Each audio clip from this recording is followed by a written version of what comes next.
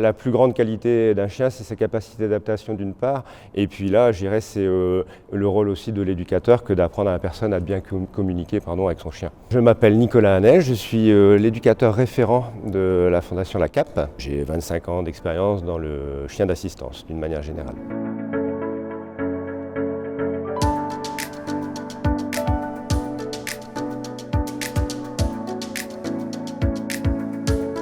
Alors former les chiens d'assistance, le but c'est de former un chien qui par ses acquis permettra de venir en aide à une personne en situation de handicap. On va évaluer les besoins de la personne d'une manière générale à un type de situation de handicap, et puis après on va identifier les besoins personnalisés de la personne. Un chien de soutien post-traumatique doit être capable de venir poser sa tête pour apaiser la personne quand elle monte en stress, venir chercher des contacts, aboyer pour alerter, des choses comme ça.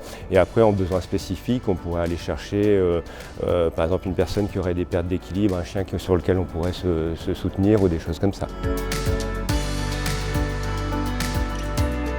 Pour le coup, le chien, dans tous les cas, avant d'être un chien d'assistance, ça sera un chien, donc un chien de compagnie. Il faut que ça soit un bon chien de compagnie. Alors un bon chien de compagnie, c'est quoi? C'est un chien éduqué, un chien qui est capable de vivre dans notre société, qui soit bien codé, qui soit sympa, qui n'ait pas d'agressivité ni de peur et qui sache se tenir en société.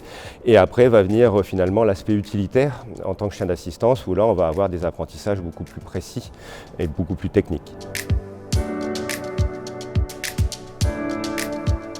Au tout départ, vous allez avoir une sélection du chien. Il y a une sélection au niveau de l'élevage qui va être faite. On va aller chercher des aptitudes en termes d'empathie et de disponibilité au travail du chien. Après, il y a un passage en famille d'accueil où là, on va leur demander de nous faire un bon chien de compagnie. Et ensuite, il y a 6 mois d'éducation avec un professionnel du chien comme moi, où on va parfaire l'éducation et on va aller aborder les apprentissages techniques. Puis après vient ce pourquoi on a fait le chien, c'est-à-dire la formation de l'équipe.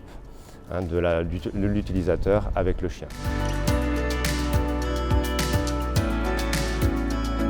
Déjà, le chien va le suivre partout, le chien va être attentif à son maître. Alors pour ça, on doit créer une vraie relation de complicité avec le chien. Ça ne va pas être du jour au lendemain, même si on sélectionne des chiens qui ont une certaine empathie de prime abord.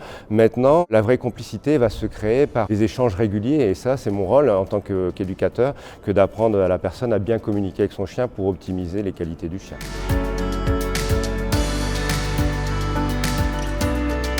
Alors, le chien d'assistance va permettre à la personne de retrouver une vie la plus normale possible. Pour ça, en fait, le chien va l'accompagner partout, cette personne, et puis va interagir avec lui quand la personne aura des situations malaisantes, par exemple l'agoraphobie, des moments d'angoisse, d'inquiétude, où le chien va venir avoir des échanges bien spécifiques en fonction des besoins de la personne. Je dirais que la plus grande qualité d'un chien, c'est sa capacité d'adaptation d'une part, et puis là, je dirais, c'est le rôle aussi de l'éducateur que d'apprendre à la personne à bien communiquer avec son chien. Et d'avoir la relation la plus complice possible qui va permettre d'optimiser les bons comportements du chien.